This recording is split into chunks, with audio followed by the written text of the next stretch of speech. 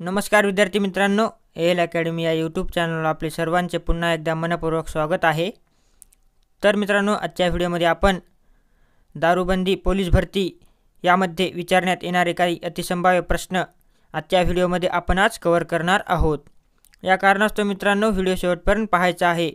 व्हिडिओला लाईक व तसेच चॅनलवर तुम्ही नवीन असाल तर चॅनलला लगेच सबस्क्राइब देखील करायचं आहे, का तर अशी नवीन आणि महत्त्वपूर्ण माहिती आपणास नक्की बघावयास मिळेल। चला तर मित्रांनो, आजच्या व्हिडिओला सुरुवात करूया। प्रश्न क्रमांक पहिला, महाराष्ट्रातील खालीलपैकी कोणत्या जिल्ह्यामध्ये दारूबंदी घोषित करण्यात आली? महाराष्ट्रातील खालीलपैकी कोणत्या जिल्ह्यामध्ये दारूबंदी घोषित करण्यात आली? ऑप्शन क्रमांक 4 गोंदिया हे आपलं करेक्ट आन्सर होईल। पुढचा प्रश्न, उदय योजना कोणत्या क्षेत्राशी संबंधित आहे? उदय ही योजना कोणत्या क्षेत्राशी संबंधित आहे? ऑप्शन क्रमांक 1 विद्युत हे आपलं करेक्ट आन्सर होईल। पुढचा प्रश्न पाहूया।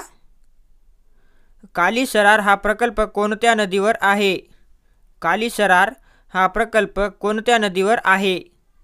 ऑप्शन क्रमांक 2 वाघ नदी हे आपलं करेक्ट आन्सर होईल। पाहूया पुढचा प्रश्न, खालीलपैकी जगातील सर्वाधिक उंचीवरील पठार कोणते आहे? खालीलपैकी जगातील सर्वाधिक उंचीवरील पठार कोणते आहे?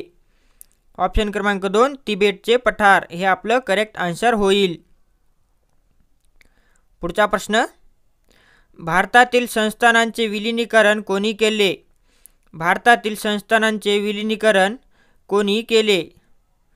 ऑप्शन क्रमांक 4 सरदार वल्लभभाई पटेल हे आपलं करेक्ट आन्सर होईल। पुढचा प्रश्न पाहूया। साक्षरतेच्या बाबतीत संपूर्ण भारतामध्ये महाराष्ट्राचा क्रमांक कितवा आहे? साक्षरतेच्या बाबतीत संपूर्ण भारतामध्ये महाराष्ट्राचा क्रमांक हा कितवा आहे? ऑप्शन क्रमांक 4 12वा हे आपलं करेक्ट आन्सर होईल। पुढचा प्रश्न पाहूया। 2023चा साहित्य अकादमी पुरस्कार हिंदी भाषेतील कोणत्या कादंबरीस मिळाला? 2023चा साहित्य अकादमी पुरस्कार हिंदी भाषेतील कोणत्या कादंबरीस मिळाला? ऑप्शन क्रमांक 4 मुझे पहचानो हे आपलं करेक्ट आन्सर होईल। पुढचा प्रश्न, भारतीय कुस्ती महासंघाचे नवे अध्यक्ष म्हणून कोणाची निवड करण्यात आली आहे? भारतीय कुस्ती महासंघाचे नवे अध्यक्ष म्हणून कोणाची निवड करण्यात आली आहे? ऑप्शन क्रमांक 2 संजय सिंह हे आपलं करेक्ट आन्सर होईल। पुढचा प्रश्न, आंतरराष्ट्रीय मानव एकता दिवस म्हणून कोणता दिवस साजरा केला जातो?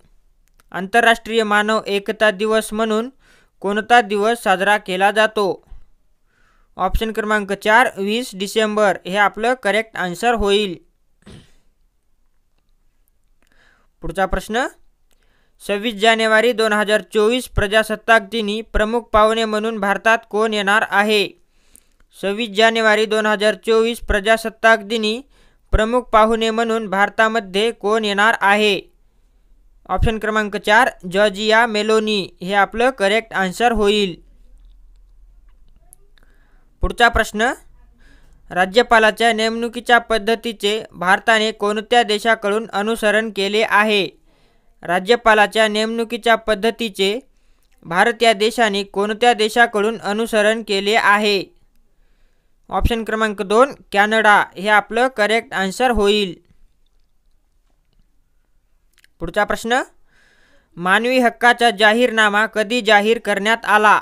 मानवी हक्काचा जाहीरनामा हा कधी जाहीर करण्यात आला? ऑप्शन क्रमांक 3 1948 हे आपलं करेक्ट आन्सर होईल। पुढचा प्रश्न, इंद्रधनुष्यातील कोणत्या रंगाची वारंवारता सर्वात जास्त आहे?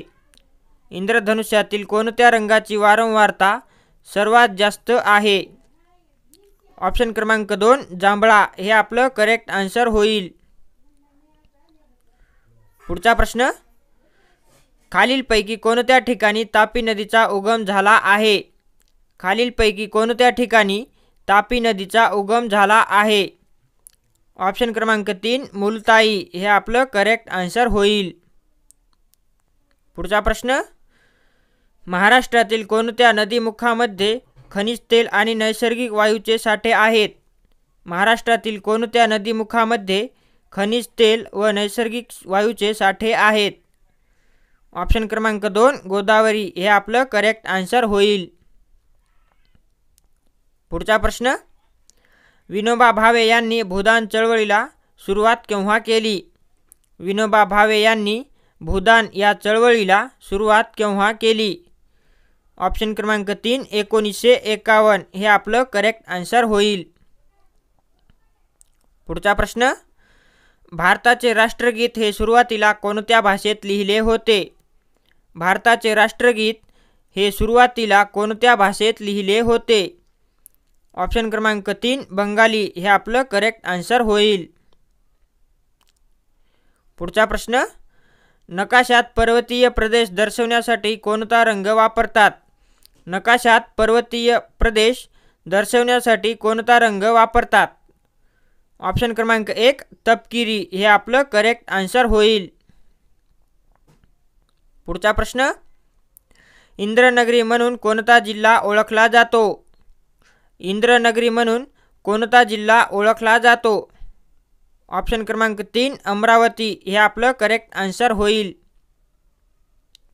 पुढचा प्रश्न, भारतात व्याघ्र गणना दर किती वर्षांनी होते? भारतात व्याघ्र गणना दर किती वर्षांनी होते? ऑप्शन क्रमांक 2 4 हे आपलं करेक्ट आन्सर होईल. पुढचा प्रश्न, सोनालिका ही कोणत्या पिकाची जात आहे? सोनालिका ही कोणत्या पिकाची जात आहे? ऑप्शन क्रमांक 3 गहू हे आपलं करेक्ट आन्सर होईल. पुढचा प्रश्न पाहूया, खालीलपैकी झोंबी ही कादंबरी कोणाची आहे?